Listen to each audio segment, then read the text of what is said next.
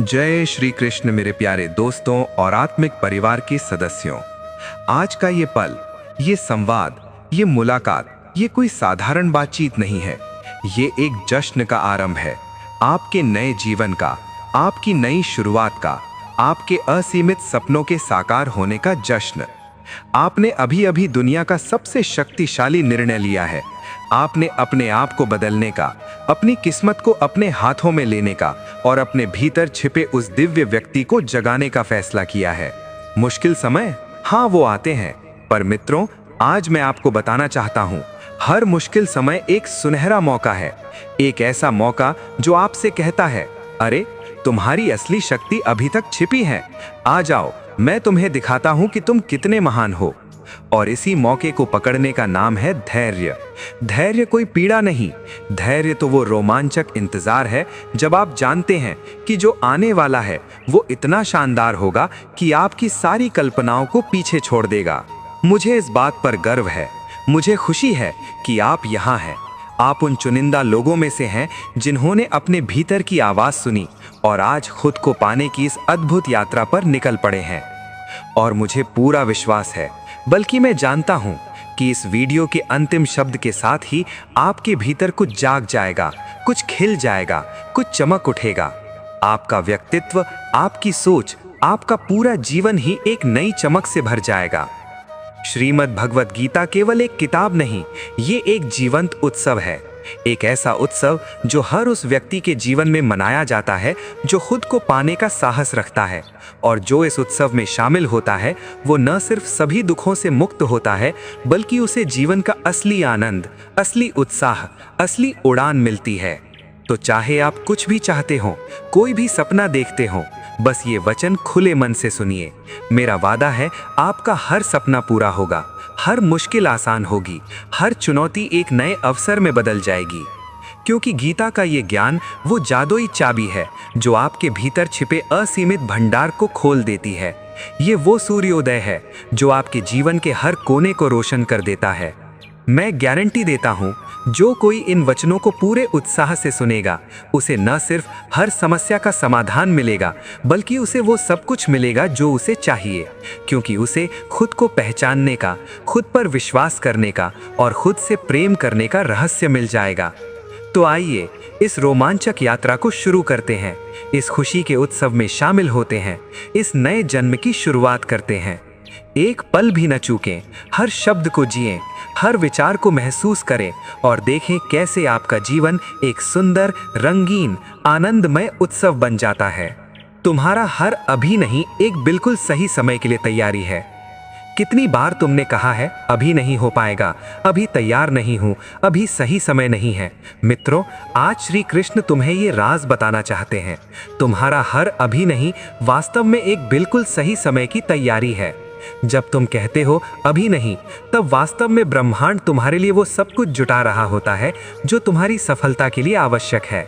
एक किसान को देखो, वो बीज बोता है और कहता है अभी नहीं, फसल के लिए।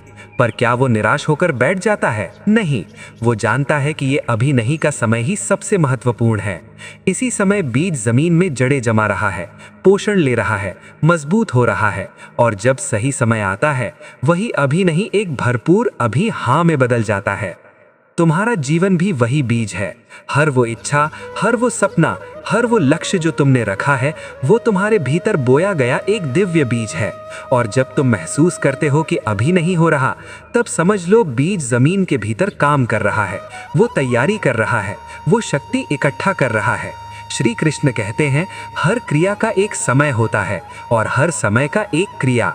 तुम्हारा काम सिर्फ विश्वास रखना है, विश्वास रखना कि जो तुम्हारे लिए सर्वश्रेष्ठ है वो तुम्हारे लिए सर्वश्रेष्ठ समय पर आएगा।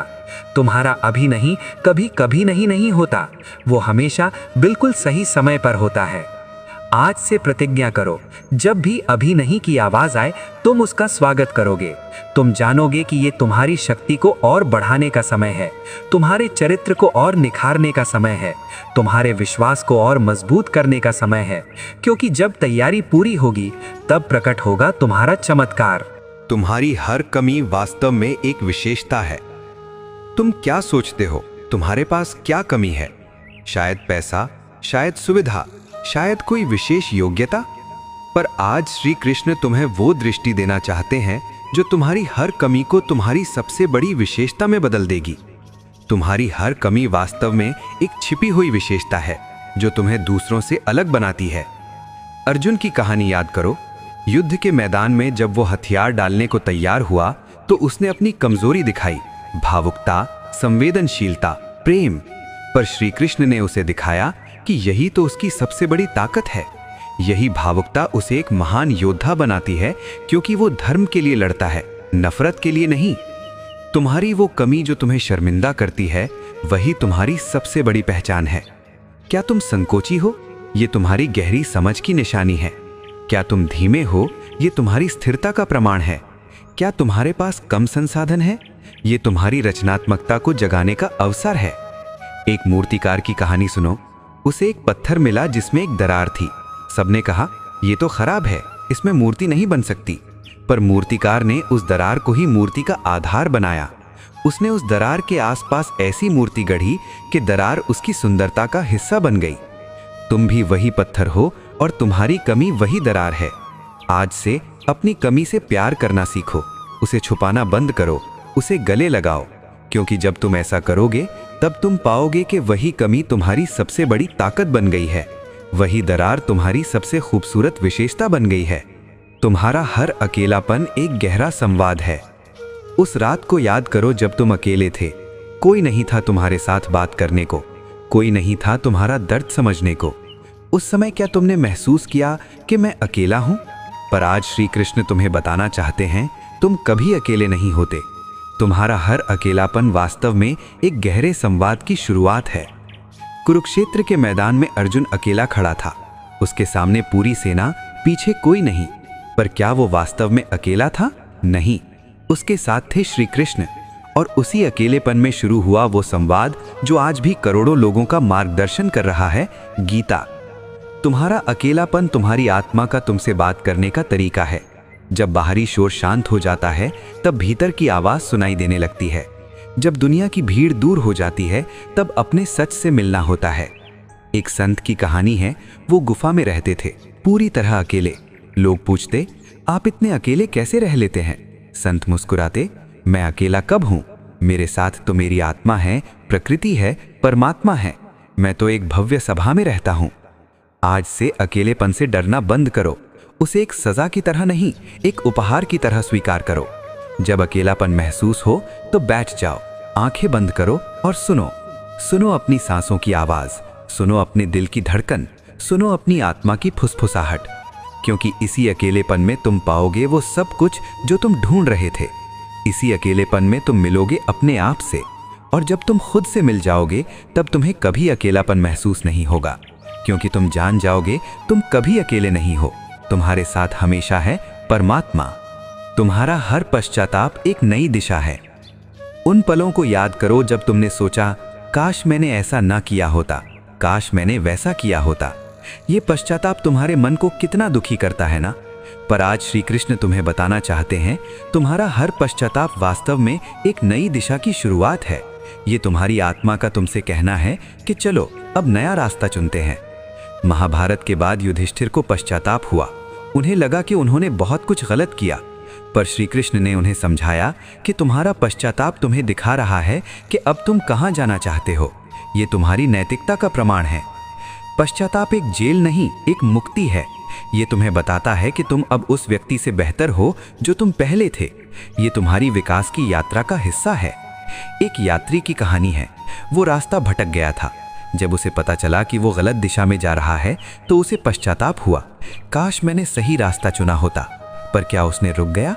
नहीं, उसने ये पश्चाताप ही अपना मार्गदर्शक बनाया। उसने सोचा, अच्छा तो ये रास्ता गलत है, तो अब मैं दूसरा रास्ता चुनूंगा। तुम भी वही यात्री हो। तुम्हारा पश्चाताप तुम्हारा कंपास है जो तुम्हें बताता है कि ये रास्ता नहीं, अब ये रास्ता। आज से पश्चाताप को अपना दोस्त नहीं, अपना मित्र बनाओ। जब भी पश्चाताप हो तो कहो, धन्यवाद, तुमने मुझे दिखा दिया कि अब मुझे कौन सा रास्ता चुनना है। और फिर चल पड़ो उस नए रास्ते पर, बिना पीछे मुड़े, बिना डरे, क्योंकि अब तुम जानते हो ये रास्ता सही है। ये रास्ता तुम्हें तुम्हारी मंजिल तक ले जाएगा। तुम्हारी हर सीमा, एक असीमता का द्वार है। तुम क्या सोचते हो, तुम्हारी क्या सीमाएं हैं? शायद उम्र, शायद शिक्षा, शायद संसाधन।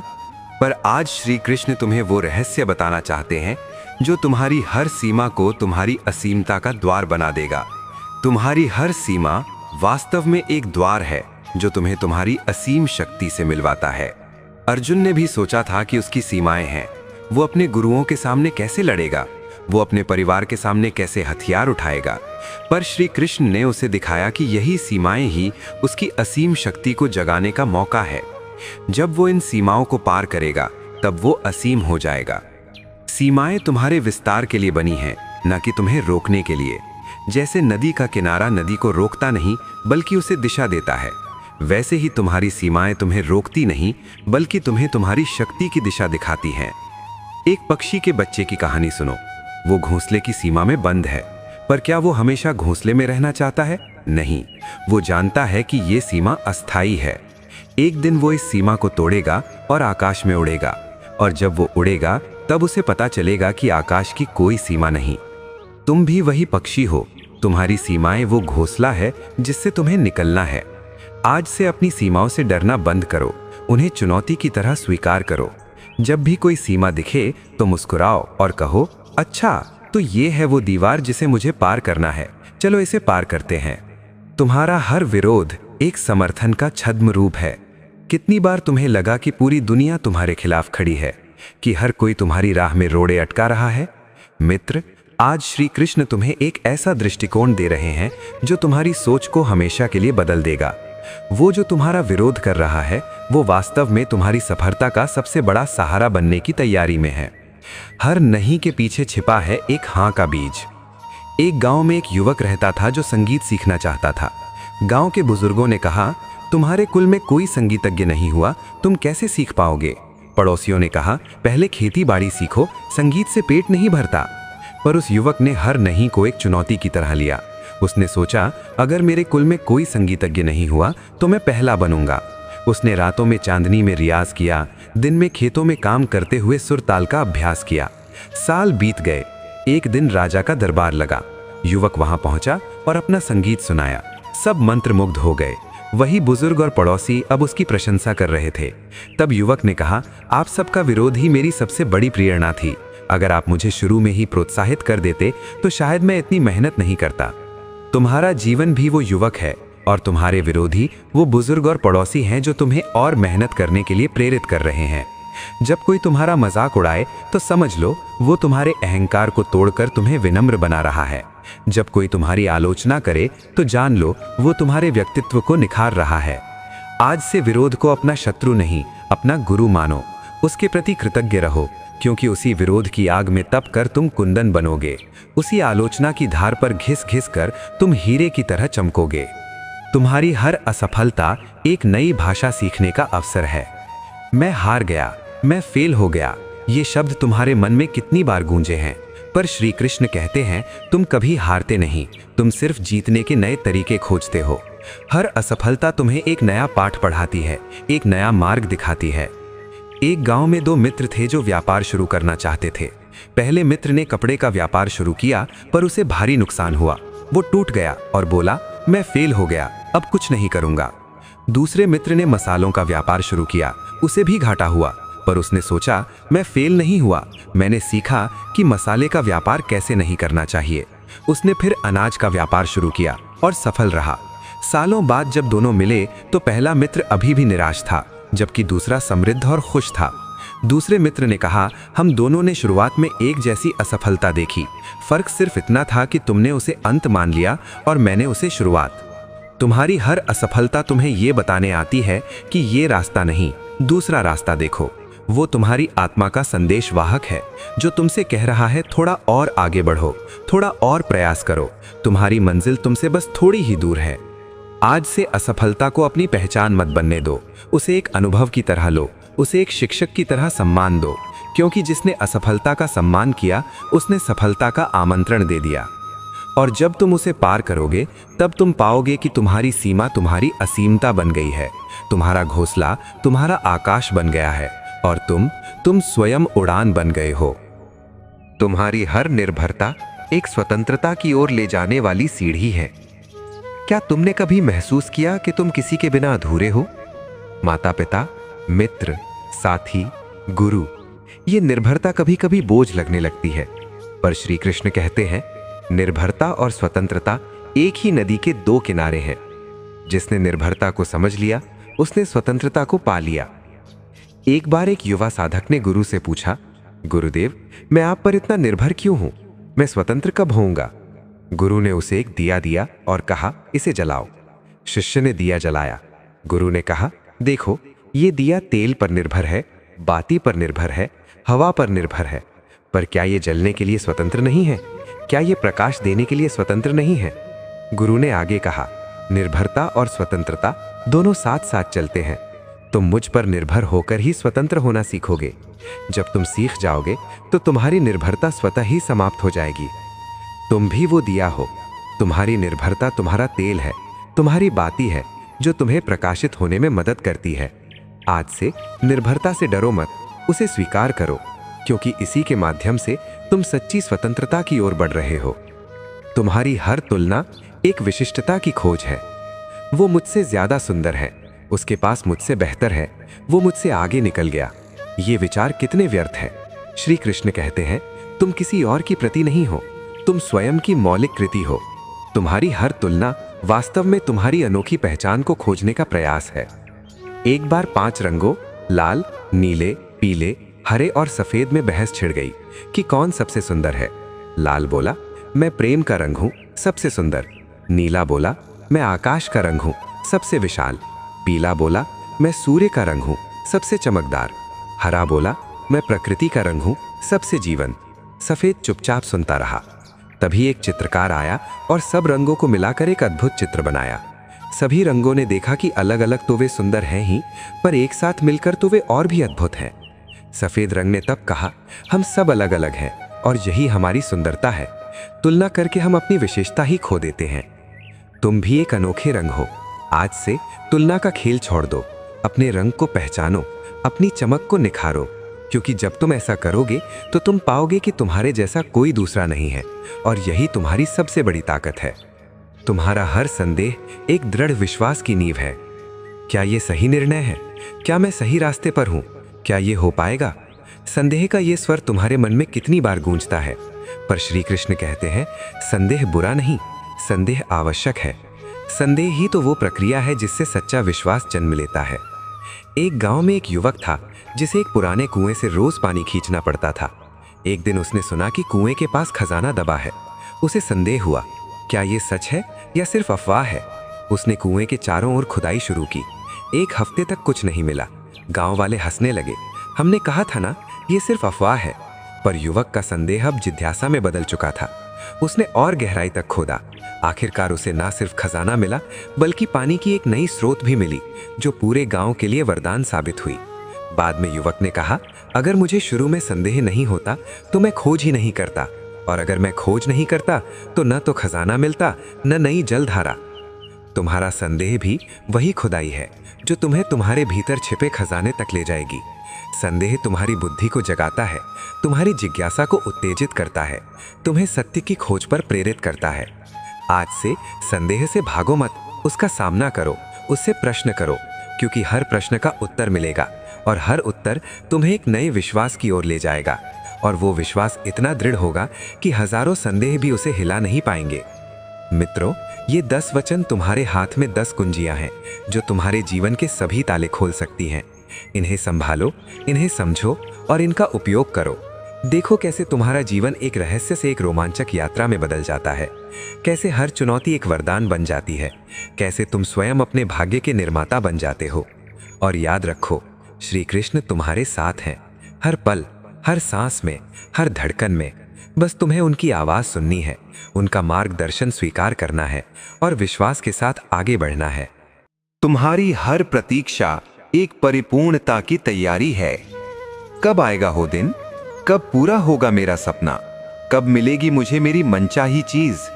कितनी बार तुमने ये प्रश्न अपने मन से पूछा है? मित्र, श्री कृष्ण आज तुम्हें बता रहे हैं, तुम्हारी हर प्रतीक्षा व्यर्थ नहीं, वो तुम्हारी परिपूर्णता की तैयारी है।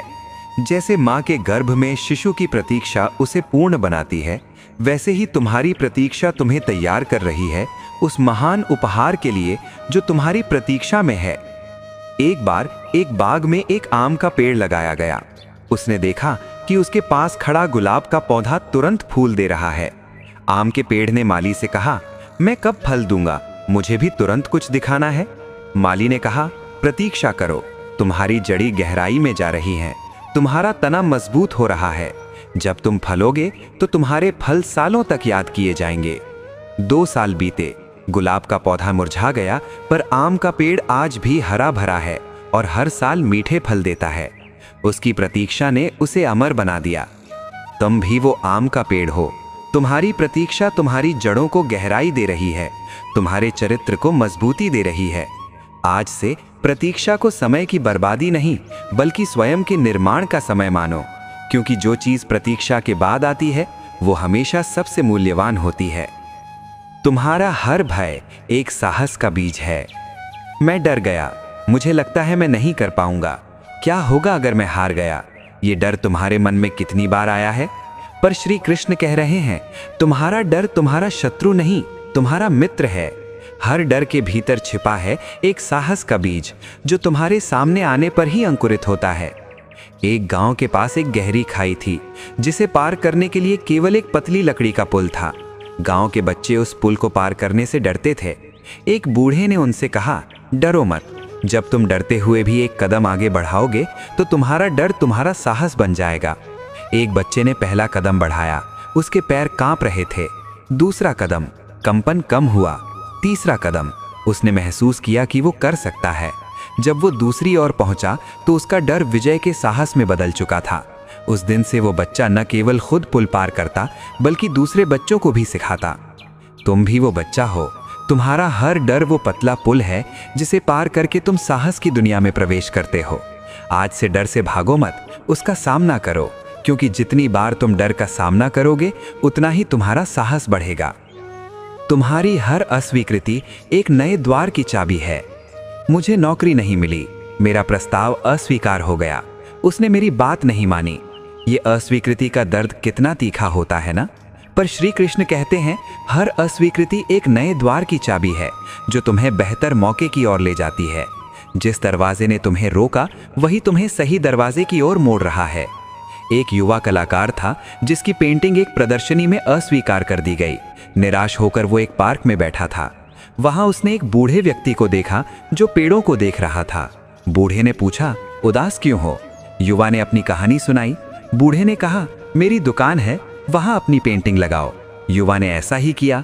एक दिन एक प्रसिद्ध कला समीक्षक उस दुकान में आया और उस पेंटिंग को देखकर हैरान रह गया।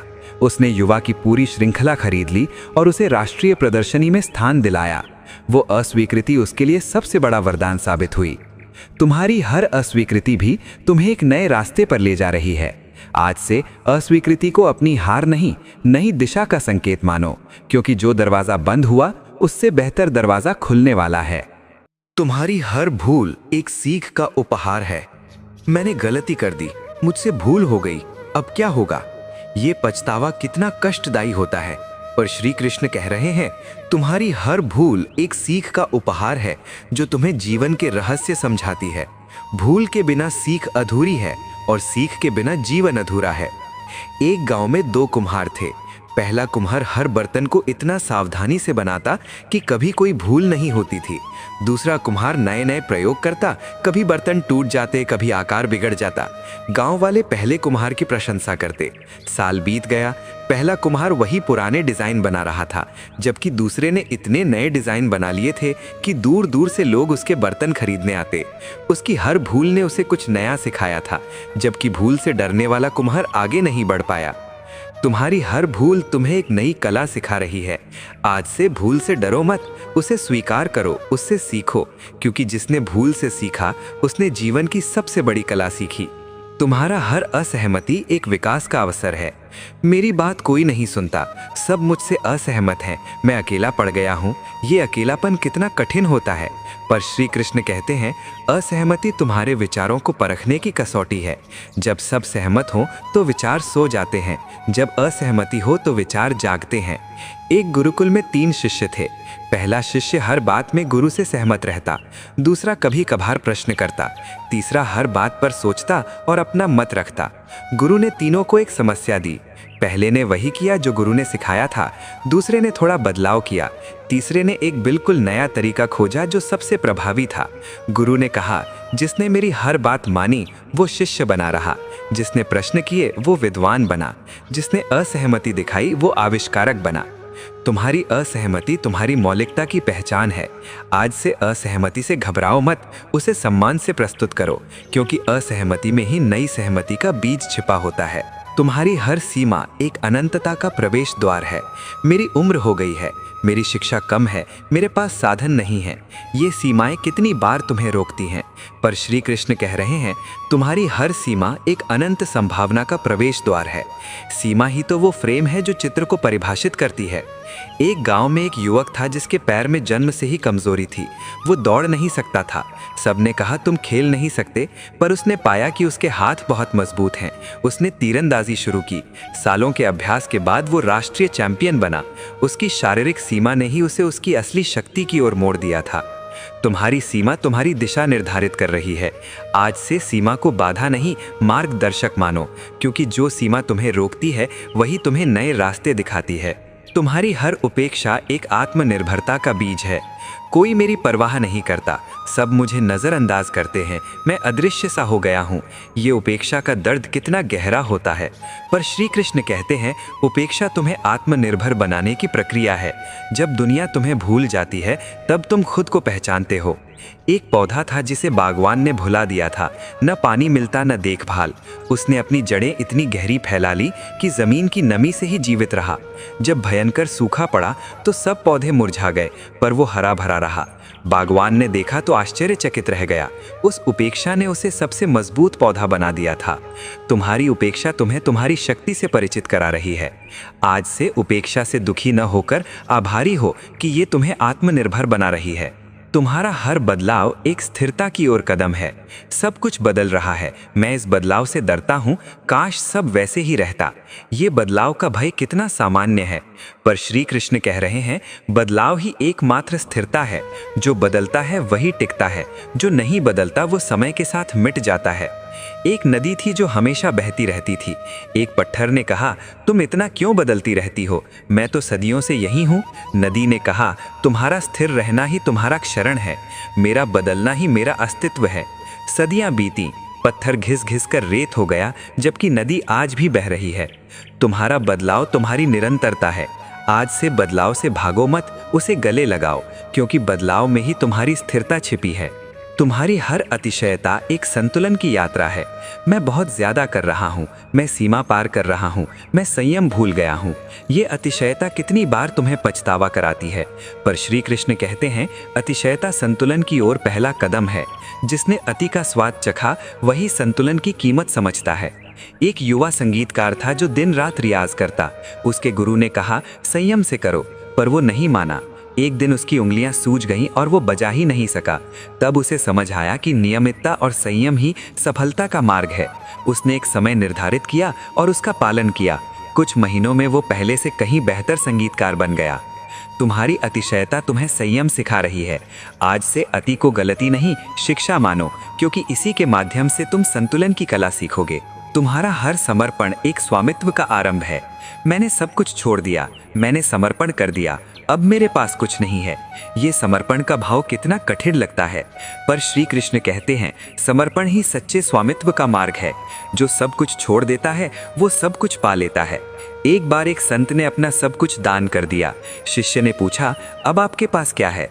संत ने कहा, पहले मैं सब कुछ का मालिक था, पर सब कुछ मेरा गुलाम था। अब मैं कुछ का मालिक नहीं, पर सब कुछ मेरा मित्र है। ये आकाश मेरा है, ये हवा मेरी है, ये धरती मेरी है। समर्पण ने मुझे सच्चा स्वामित्व दिया है। तुम्हारा समर्पण तुम्हें असली स्वामित्व दे रहा है। आज से समर्पण को हानि नहीं, लाभ मानो, क्योंकि जिसने समर्पण किया उसने वास्तव में सब कुछ पा लिया। मित्रों, ये 20 वचन 20 दीपक हैं जो तुम्हारे मार्ग को प्रकाशित करेंगे। इन्हें जलाओ, इन्हें संभालो और इनकी रोशनी में आगे बढ़ो।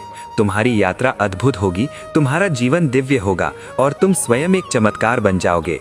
श्री कृष्ण तुम्हारे साथ हैं, हमेशा, हर पल। प्रिय आत्मिक परिवार, इन 20 वचनों के साथ हमारी आज की यात्रा समाप्त होती है, पर वास्तव में ये तुम्हारे नए जीवन का आरंभ है। ये वचन कोई साधारण शब्द नहीं है, ये श्री कृष्ण के वे दिव्य स्पर्श हैं जो सीधे तुम्हारी आत्मा को छू गए हैं। आज से जब भी तुम्हें लगे कि रास्ता कठिन है, जब अंधेरा घना हो, जब हौसले डगमगाएं, तब इन वचनों को याद करना, इन्हें अपने हृदय में संजोना, इन्हें अपनी सांसों में बसाना। याद रखो, तुम अकेले नहीं हो, तुम कमजोर नहीं हो, तुम असहाय नहीं हो, तुम एक दिव्य चेतना हो, तुम शक्ति का सागर हो, तुम प्रेम का स्रोत हो, तुम स्वयं प्रकाश हो। हे प्रभु श्री कृष्ण, इन सभी आत्माओं को अपनी दिव्य कृपा से सदैव आलोकित करते रहना, उनके कदमों को संभालना, उनके मन को शांत करना, उनकी आंखों में नई आशा भरना। हे गोविंद, जिस प्रकार आपने अर्जुन को कुरुक्षेत्र में मार्ग दिखाया था, ठीक उसी प्रकार इन्हें भी जीवन के हर मोड़ पर मार्गदर्शन करते रहना। हे मुरारी, इनके हर दुख को दूर करना, हर चिंता को मिटाना, इनके जीवन में ऐसा प्रकाश भरना कि अंधकार का नामो निशान भी न रहे। यदि ये ज्ञान तुम्हें प्रकाशित कर पाया है, तो इस प्रकाश को और फैलाएं, इसे उन तक पहुंचाएं जो अंधेरे में भटक रहे हैं, जो निराशा में डूबे हैं, जो हार मानने के कगार पर हैं। इस चैनल को सब्सक्राइब करना न भूलें, ताकि ऐसा ही ज्ञान, ऐसा ही प्रकाश तुम तक निरंतर पहुंचता रहे। सभी को मेरा असीम प्रेम, अनंत आशीर्वाद और हृदय से निकला ये वचन।